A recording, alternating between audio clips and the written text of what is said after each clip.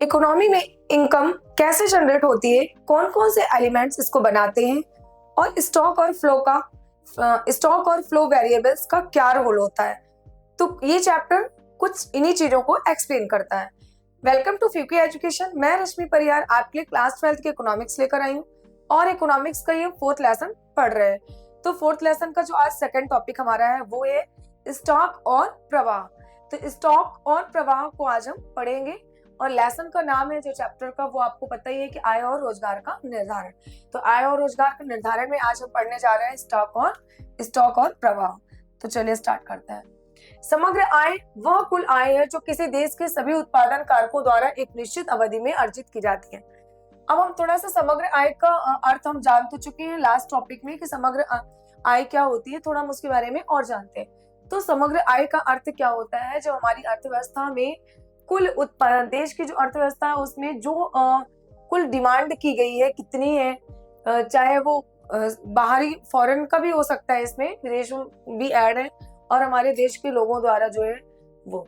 तो समग्र आय वह कुल आय है जो किसी देश के सभी उत्पादन कारकों द्वारा एक निश्चित अवधि में अर्जित की जाती है। राष्ट्रीय आय, राष्ट्रीय उत्पादन तथा सकल आय भी कहा जाता है। ठीक है, तो हमारे देश में कितनी जो डिमांड की गई है और उत्पादन के कारकों को जो एक निश्चित अवधि में जो अर्जित की जाती है आय, जैसे राष्ट्रीय आय हो गई, राष्ट्रीय उत्पादन कितना है, और सकल आय, ये भी इसको कहा जाता है। समग्र आय के घटक हमने पढ़ा था कि समग्र आय में निम्न 4 उत्पादन कारकों से प्रभावित होती है। समग्र जो आय है वो 4 उत्पादन कारकों से प्रभावित है, एक मजदूरी से, एक श्रम से और किराया। देखिए मजदूरी में क्या हो जाता है, और श्रम को लेबर को मिलने वाला भुगतान जैसे वेतन, सैलरी और बोनस मजदूरी के अंतर्गत ही आता है। किराया में, रेंट में क्या हो जाता है, भूमि, लैंड के उपयोग के बदले मिलने वाला भुगतान। मान लीजिए हमने भूमि किराए पर दी है और उससे जो हमें इनकम मिलती है वो मजदूरी के अंतर्गत वेतन, सैलरी, बोनस, ये सारी चीजें आ जाती है। ठीक है, अब ब्याज में क्या हो जाता है, पूंजी जो कैपिटल है, इंटरेस्ट में क्या हो जाता है, पूंजी कैपिटल पर मिलने वाला प्रतिफल, जैसे बैंक ब्याज, ऋण पर ब्याज। पूंजी में क्या होता है कि जैसे बैंक से जो ब्याज मिलते हैं और जो हमने किसी को उधार दिए है ऋण के रूप में, उससे जो ब्याज मिलते हैं वो इनकम। लाभ, प्रॉफिट, उद्यमी को मिलने वाला प्रतिफल, जैसे व्यापार का लाभ और डिविडेंड। ओके, तो जैसे व्यापार जो उसने किया उसमें उसको कितना लाभ मिला। ठीक है, क्योंकि उद्यमी जो है उसको उसने सारी चीजें की है भाई, उसने पूरा रिस्क लिया है। रिस्क कौन लेता है, उद्यमी लेता है। पूरी जो उत्पादन का सारी चीजें जो है वही करता है, वही लगाता है। फिर उसको लाभ कितना मिल रहा है, उसको लास्ट में प्रॉफिट कितना हो रहा है, ये तो इन चारों को जोड़कर ही समग्र आय मिलती है। ठीक है, वहां पे हमने समग्र डिमांड की बात की थी, जो हमने लास्ट लेसन, जो हमारा फर्स्ट स्टार्टिंग हुई थी हमारे लेसन की, जो हमने फर्स्ट टॉपिक पढ़ा था, वहां पे हमने समग्र डिमांड की बात की थी। यहाँ पे हमने समग्र आय की बात की है कि जो हमारे देश में समग्र आय कितनी है, टोटल इनकम कितनी है। तो राष्ट्रीय आय, राष्ट्रीय उत्पादन तथा सकल आय भी इसे कहा जाता है कि उत्पादन के सभी कारक, उत्पादन के जितने भी कारक हैं वो एक निश्चित अवधि में, फिक्स टाइम में अर्जित जो की जाती है आय वो। ठीक है, अब यहाँ पे हमने मजदूरी देख लिया, किराया देख लिया और ब्याज देख लिया, लाभ देख लिया, है ना, उससे तो इन चारों को जोड़कर जो आय मिलती है वो समग्र आय होती है।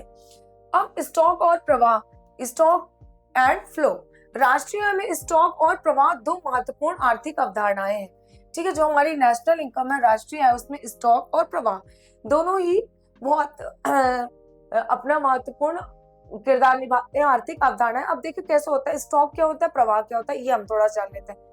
अब स्टॉक क्या है, जो आपने स्टॉक करके रखा है, जो जैसे आप मान लीजिए कि एग्जांपल के तौर पे आपने बहुत सारा अनाज है उसको स्टॉक करके रख लिया। प्रवाह क्या है, जो चल रहा है, आ रहा है, जा रहा है, जैसे पानी भी है, बहुत स्टॉक करके रख लिया वो है। ठीक है, जो बहता पानी है वो बह रहा है। तो इस प्रकार से स्टॉक जो है जिसको हम बचा कर रखते हैं, और प्रवाह जो है वो चलता रहता है कंटिन्यू। ठीक है, तो यहाँ पे किसी समय बिंदु अ पॉइंट ऑफ टाइम पर मापी जाने वाली मात्रा, यह स्थिर, स्टैटिक होती है। ठीक है, उदाहरण के लिए किसी तारीख को देश की पूंजी, अब जैसे हमने बोला कि किसी फिक्स डेट को हमने ले लिया कि 25 तारीख को देश की पूंजी इतनी थी। ठीक है, 25 तारीख को देश की पूंजी इतनी थी। किसी दिन बैंक में जमा राशि, किसी दिन जनसंख्या, तो फिक्स जो हो गया कि भाई इतना स्टॉक है, उस दिन इतना स्टॉक है, तो वो स्टॉक है। लेकिन एक साल के अंदर इतना हुआ वो प्रवाह है। ठीक है, किसी दिन जनसंख्या, तो किसी दिन बैंक में जमा राशि। अब यहाँ पे स्टॉक की विशेषताएं है कि समय का आयाम नहीं होता है, समय बिंदु पर माप।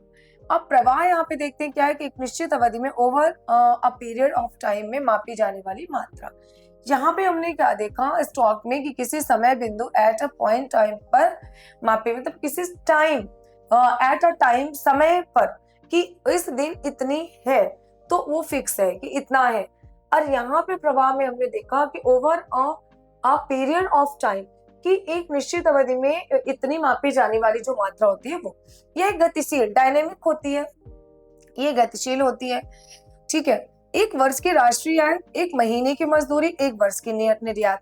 ठीक है, एक वर्ष में कितनी राष्ट्रीय आय है वो, एक महीने की कितनी मजदूरी है वो, और एक वर्ष का निर्यात कितना हुआ है वो, इस प्रकार। लेकिन यहाँ पे हमने देखा स्टॉक में कि किसी तारीख को, किसी पर्टिकुलर तारीख की बात हो रही है कि इसी दिन 25 तारीख को, 25 फरवरी को ऐसा है, तो इस तारीख को देश की पूंजी इतनी थी, किसी दिन बैंक में जमा राशि, उस दिन बैंक में जमा राशि पूरी मतलब इतनी थी, और किसी दिन जनसंख्या इतनी थी। लेकिन यहाँ पे हमने जो बात की वो की कि एक वर्ष में, एक महीने में, या फिर एक वर्ष में। ठीक है, तो पीरियड टाइम की यहाँ पे बात हो गई, लेकिन यहाँ पे जो बात हुई स्टॉक में वो अब पॉइंट ऑफ टाइम की बात हो गई। ठीक है, तो ये दोनों डिफरेंस दो है, दोनों में ध्यान रखना है बहुत अच्छे से। अब यहाँ पे हमने स्टॉक की विशेषताएं देखी, समय का आयाम नहीं होता इसमें और समय बिंदु पर माप होती है। और प्रवाह की विशेषताएं कहते हैं समय का आयाम होता है, इसमें समय का आयाम नहीं होता है ना, एक पीरियड फिक्स टाइम जैसे बताया मैंने। और दूसरा इसमें प्रवाह में आयाम होता है, अवधि के दौरान मापा जाता है, किसी अवधि के दौरान, जैसे मैंने एक साल का टाइम ले लिया, एक महीने का टाइम ले लिया उस अवधि के दौरान। लेकिन वहां पे हमने बात की कि भाई इसी दिन 25 तारीख को ही ऐसा हुआ, उस दिन बैंक में ये हुआ ऐसा, लेकिन इसमें एक महीने, एक वर्ष ऐसी बात हो रही है। ठीक है, अब यहाँ पे हो गया आपका स्टॉक और प्रवाह। तो स्टॉक क्या है, प्रवाह क्या है, ये दोनों कॉन्सेप्ट एकदम क्लियर होना चाहिए।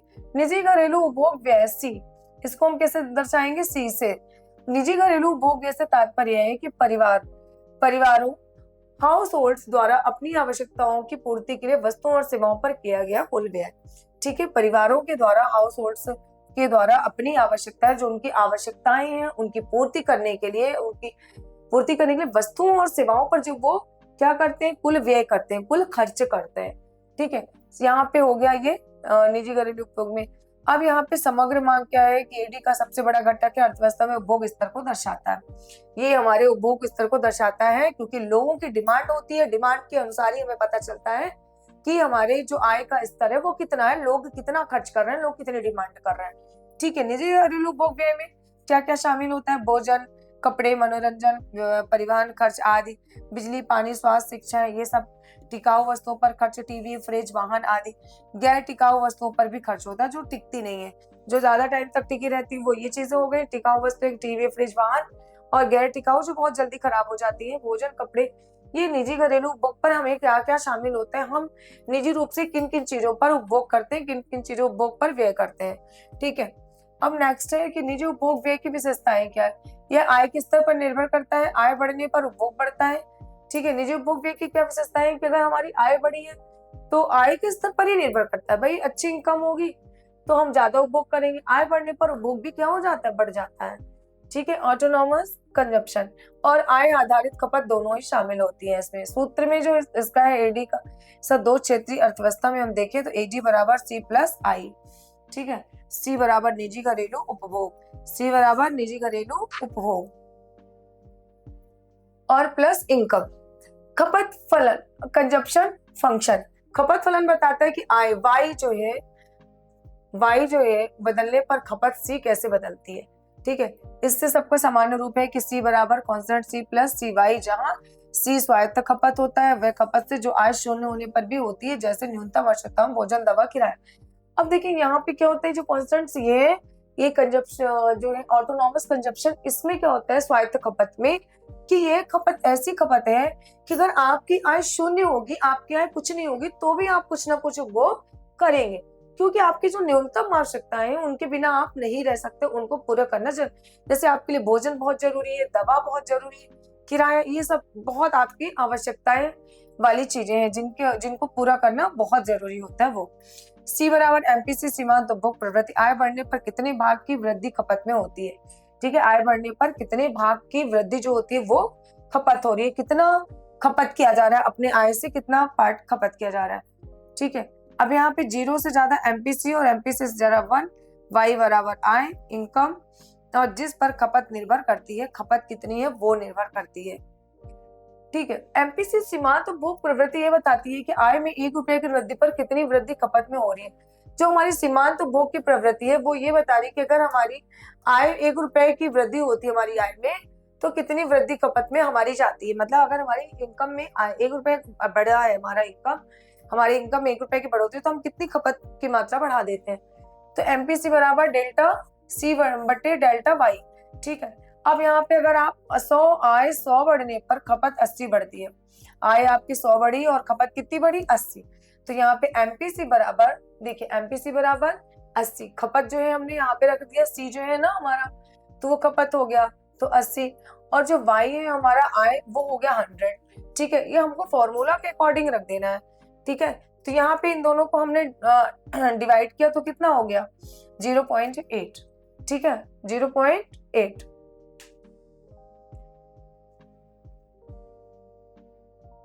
तो यहाँ पे 0.8 आ गया। तो एपी औसत उपभोग प्रवृत्ति, यहाँ पे एपी से बताती है कि कुल आय का कितना भाग खपत पर खर्च होता है। यहाँ पे हमने देखा कि 1 रुपए आपकी वृद्धि हुई तो आपने खपत में कितनी वृद्धि करी।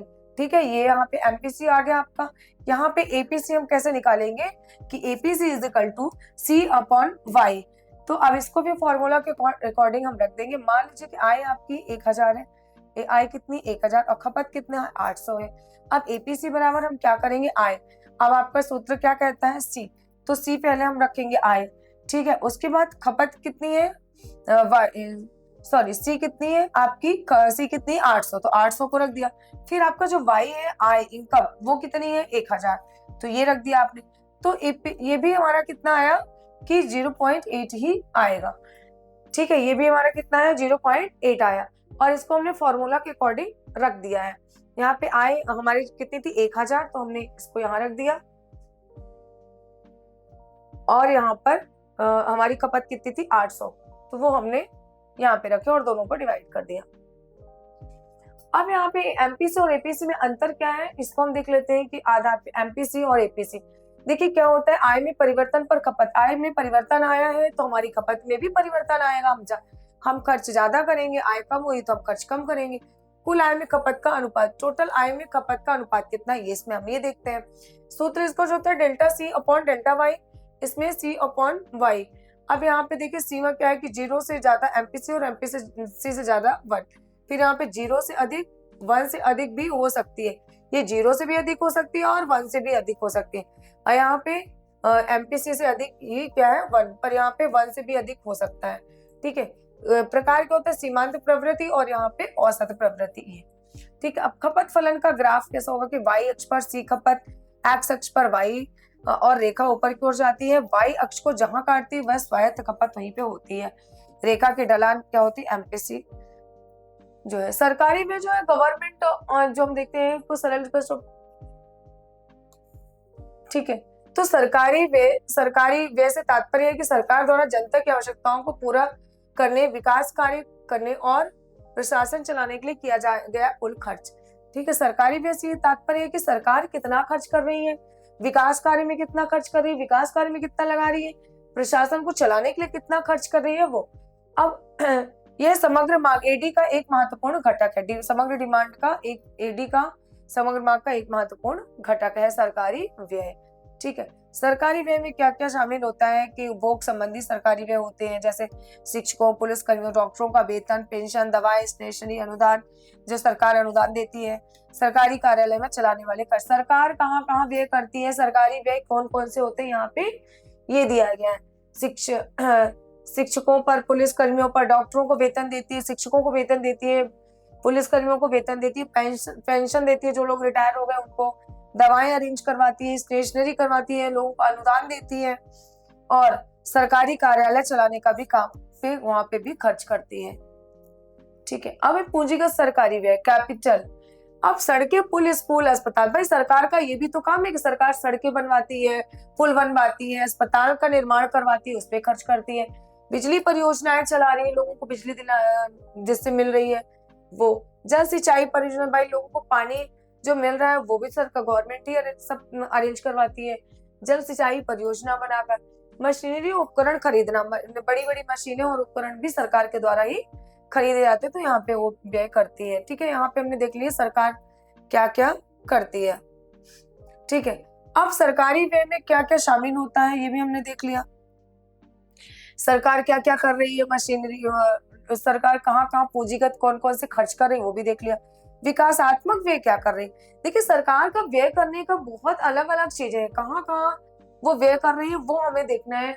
हमने यहाँ पे देखा कि पूंजीगत व्यय का कैसे का, कहाँ पे पूंजी लगा के लोगों के लिए चीजें कर रही, कहीं लोगों के विकास के लिए कार्य कर रही, शिक्षा संबंधी कार्य, स्वास्थ्य संबंधी पोषण की व्यवस्था करके, गाँव का विकास करके, ग्रामीण विकास करके, कृषि और उद्योगों की सहायता करके लोगों के विकास के लिए कार्य कर रही है। तो यहाँ पे देखा कि पूंजी वाले कार्य कर रही है, यहाँ पे विकासात्मक कार्य। यहाँ पे अविकासात्मक व्यय जो है रक्षा, प्रशासन, सरकार के सामान्य कार्य, जो रक्षा पे काम खर्च किए जाते हैं वो अविकासात्मक है, प्रशासन पर जो होता है वो, और सरकार के जो सामान्य कार्य होते हैं वो, इनमें इससे विकास का कोई वो नहीं है कनेक्शन। समग्र मांग एडी के सरकारी व्यय की भूमिका क्या होती है, एडी बराबर सी प्लस आई प्लस जी प्लस एक्स माइनस एम। ठीक है, तो यहाँ पे हमने देखा कि समग्र जो एडी है, एग्रीगेट डिमांड है, समग्र मांग है, उसमें सरकारी व्यय की भूमिका क्या होती है, तो समग्र मांग बराबर सी प्लस आई प्लस जी और प्लस एक्स माइनस एम। तो यहाँ पे जी क्या हो गया, सरकारी व्यय हो गया, जैसे कि हम पहले ही जानते हैं। जी क्या हो गया, गवर्नमेंट, है ना, सरकारी व्यय। सरकारी व्यय बढ़ता है तो एडी भी क्या होती है, बढ़ती है, और रोजगार भी बढ़ता है। अगर सरकारी व्यय बढ़ता है, सरकार ज्यादा व्यय करती, खर्च करती है, तो लोगों की डिमांड भी बढ़ती है, लोगों की आय भी बढ़ती है, और लोगों का रोजगार भी बढ़ता है।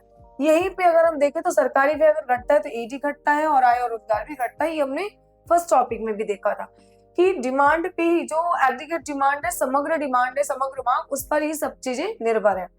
तो बढ़ती है तो यहाँ पे आय और रोजगार बढ़ते हैं, समग्र मांग घटती है तो आय और रोजगार घटते हैं। ठीक है, इसलिए मंदी के समय सरकार व्यय बढ़ाकर अर्थव्यवस्था को सक्रिय करती है। जब मंदी का दौर आता है तो सरकार क्या करती है, समय पर अपना व्यय बढ़ाती है, व्यय करती है और अर्थव्यवस्था को सक्रिय बनाती है। ठीक है, अब देखते हैं उपभोग का अर्थ होता है, थोड़ा सा यहाँ पे ये भी देखते थे उपभोग है क्या, उपभोग का अर्थ देख लेते हैं। तो उपभोग वह खर्च है जो परिवार हाउस होल्ड अपनी आय का एक हिस्सा वस्तु और सेवाओं पर खर्च करते हैं। ठीक है, अब उपभोग फलन क्या, ये देख लेते हैं। भाई लोग जब अपनी आय का खर्च वस्तुओं और सेवाओं पर करते हैं वो उपभोग है।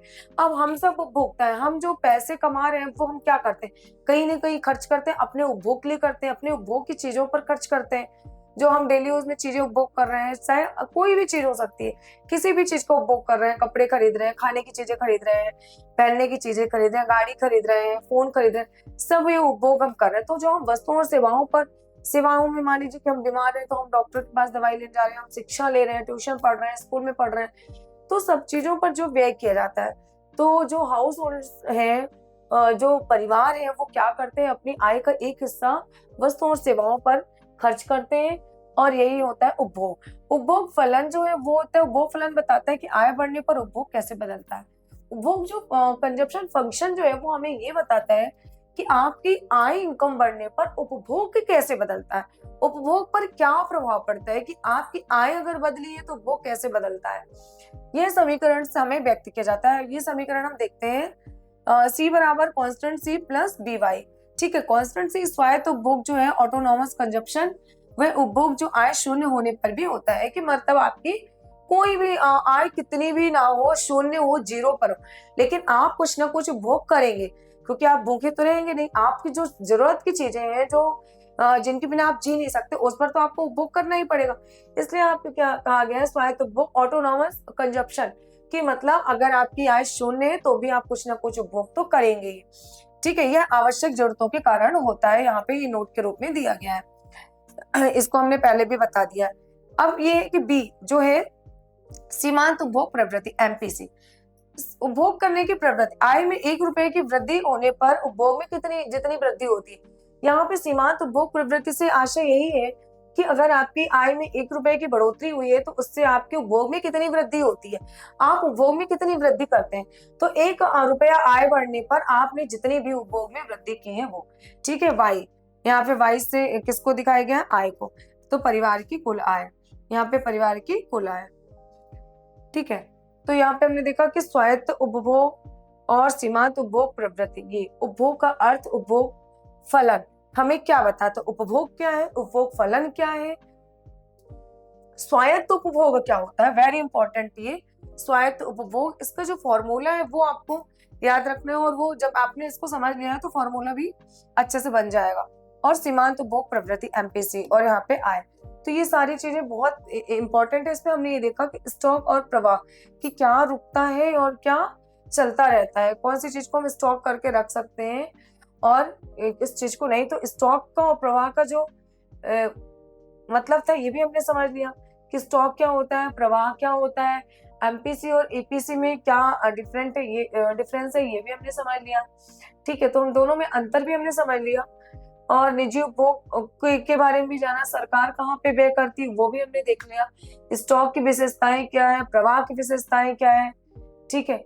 तो इस प्रकार से हमने इन सब चीजों को इसमें देखा। खपत फलन क्या है, सीमांत उपभोग प्रवृत्ति क्या है, औसत उपभोग प्रवृत्ति क्या होती है, इसको फॉर्मूला के तौर पे हमने देखा। एमपीसी और एपीसी में क्या डिफरेंस है, सरकारी व्यय क्या होती है, सरकारी व्यय कहाँ कहाँ पे होता है, ठीक है। पूंजीगत व्यय, विकासात्मक व्यय,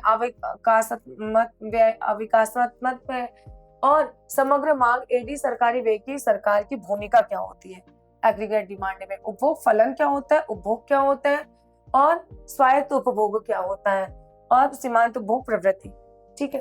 तो आज के टॉपिक हमारा यहीं पे एंड होता है। समग्र आय के कंपोनेंट्स और स्टॉक और फ्लो के वेरिएबल को समझने से पूरे इकोनॉमिक का वर्क जो है वो क्लियर होता है। तो आज के ये टॉपिक आपको कैसा लगा? अगर टॉपिक अच्छा लगा है तो टॉपिक को लाइक, शेयर एंड सब्सक्राइब जरूर करें। बने रहिए फ्यूके एजुकेशन के साथ। मिलते हैं नेक्स्ट क्लास में। Thank you.